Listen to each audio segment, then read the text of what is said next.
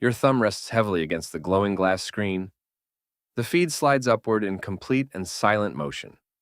Another video ends and restarts entirely unacknowledged by you. You leave absolutely no trace of being here today. Your profile sits quiet like an abandoned, empty house, a blank avatar hovering silently in the digital background, watching everyone else document their fleeting, random Tuesday afternoons, consuming fragments of lives you barely even recognize anymore. You never leave a single comment on these updates, choosing not to double-tap the images catching your eye. Sometimes you type out a brief, thoughtful, long reply. Then you erase the letters slowly one by one. The backspace key feels vastly safer than hitting send. It feels better to remain completely invisible tonight instead. You are a phantom wandering a heavily crowded hallway. Every door is wide open, but you stay outside. You just stand by the wooden frame and watch, absorbing all the noise without adding a single syllable. There is a strange comfort in absolute total anonymity. Being a mere spectator requires absolutely zero personal risk. No one can ever judge what you do not reveal. Researchers refer to this as passive digital media consumption.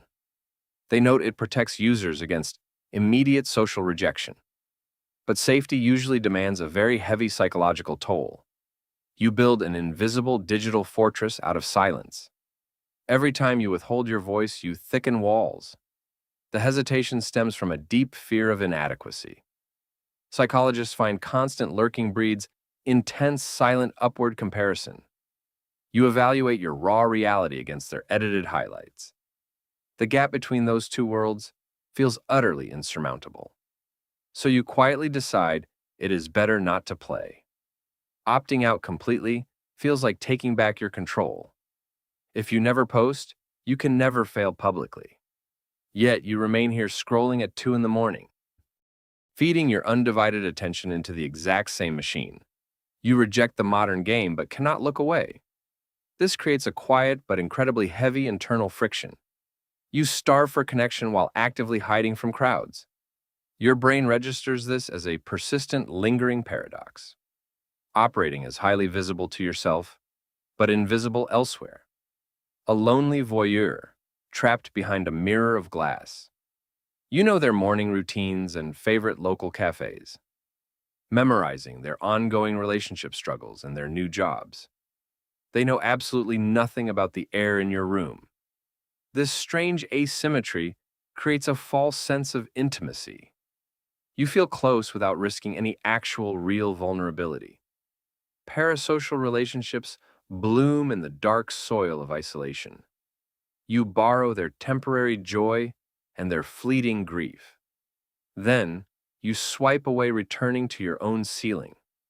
It is a completely frictionless way to experience humanity, getting all the emotional resonance with zero messy entanglements. But slowly, this diet of passive observation severely malnourishes you. You forget how to actually stand in the arena. The invisible muscles required for real human interaction atrophy. Every single day makes participation feel vastly more terrifying.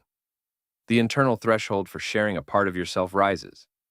You convince yourself that your thoughts remain unformed currently, believing you must wait until your life looks flawless, until you finally achieve some imaginary milestone of success.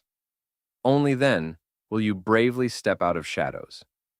But that mythical day keeps moving further over horizons. The relentless perfectionism becomes a heavy, suffocating dark blanket. Studies consistently link heavy passive usage to reduced self-esteem. The longer you merely watch, the less certain you become. Your personal identity begins to blur at the outer edges. Because selfhood is not forged in the vacuum of rooms.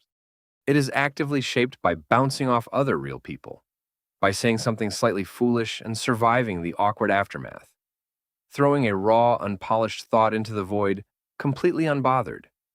When you refuse to leave a mark, you slowly disappear. You become nothing more than a receptacle for other narratives, a hollow, passive vessel waiting to be filled continuously daily. The algorithm maps your silent preferences with terrifying mathematical precision. It knows exactly what keeps your thumb paralyzed over glass, serving you endless looping reflections of the life avoided today. You fall headfirst into a deep well of chronic self-monitoring, curating a pristine, perfect internal monologue that no one hears. You quietly judge the posters for their desperate validation needs, while secretly longing for a tiny fraction of their audacity. Your brilliant, unspoken private observations die alone in the dark. Unpublished, fragile ideas carry absolutely zero weight in physical reality. You are aggressively guarding a treasure chest that remains empty, protecting an untested, fragile ego that has never seen battle. The deep dread of being perceived controls your entire existence. You would rather remain completely unknown than be fundamentally misunderstood. So you swallow your heavy words and let feeds wash, becoming a silent, mute witness to the history of decades. You are simply horrified of what happens if you speak, terrified that you might shout into canyons and hear nothing, that the vast indifference of the crowd would destroy you. It is much easier to pretend you chose this silence, rather than finally admit the heavy silence actually chose you. The passivity tightly wraps around you like a warm, heavy coat, keeping you entirely safe from the freezing winds of public opinion. But it simultaneously keeps you from feeling the warmth of suns. You cannot selectively numb the bad without totally deadening the good. The steep price of absolute safety is complete and total isolation. You watch messy marriages and breakups unfold in tiny illuminated squares, feeling a sharp phantom ache for experiences you actively avoid pursuing. You willingly trade your own messy reality for a sanitized dream, becoming a lingering ghost who haunts the brightly lit digital spaces. You memorize their faces, but they will never ever know yours. This remains the modern quiet tragedy of the perpetual digital lurker. To exist everywhere as a metric, but nowhere as a person. A single view count added to a massive anonymous global tally. You willingly consume the world, but refuse to let it bite.